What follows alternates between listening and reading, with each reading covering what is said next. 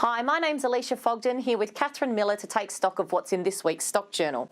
The century-old wool selling system is set to be digitally disrupted, with Australian Wool Innovation spending $3.6 million to build and launch an online wool exchange platform. The online portal for wool will be built within 2 years, with hopes it'll be cheaper and more transparent than the OpenCry auction. The public reporting of service and broker fees is expected to return a total of $38 million across the first 15 years of operating, equating to savings of about $1.50 a bale. It is expected 15% of Australian wool growers will use the portal, with potential savings of up to $27 a bale in grower costs from the wool shed to the ship's rail. Of the potential $27 a bale saving, $19 is expected to come from more competitive pricing of service and broker fees. Lambing is in full swing across South Australia, with many paddocks flush with twins and triplets after a good spring and summer, which boosted conception rates. Southeast producers are lambing on to plentiful green feed after an early seasonal break, including Mount Gambier Poll Dorset breeder Scott Allen, who has had 73 sets of twins and 11 triplets from 120 years. However, many other parts of the state, particularly the Eyre and Yorke Peninsulas, are not as fortunate and still looking skyward for rain.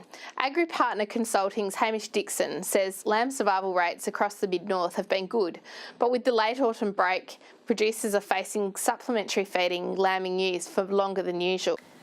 Red-legged earth mites resistant to insecticides have been found in South Australia, and authorities believe their spread to Victoria and New South Wales is inevitable. Tests have found resistance to insecticides based on synthetic pyrethroids and organophosphates, or OPs. Worryingly for growers, some OPs are potentially being phased out due to safety concerns and are advised to take caution when using insecticides to avoid compounding the problem. With red-legged earth mite activity ramping up following ideal weather conditions, growers should be routinely monitoring paddocks. Adelaide hosted the National Farming Together Forum earlier this week, with nearly 300 farmers and consultants converging on the convention centre. The $13.8 million federal government pilot program encourages producers to form cooperatives and collaborate more to improve their profits and ensure the future of family farms. Several cooperatives have already got off the ground, including the Organic and Regenerative Farming Investment Cooperative, which will be seeking investment in organic farming land in coming months. 40 projects have been successful in round one, including 3 soon to be announced for South Australia, worth nearly $500,000.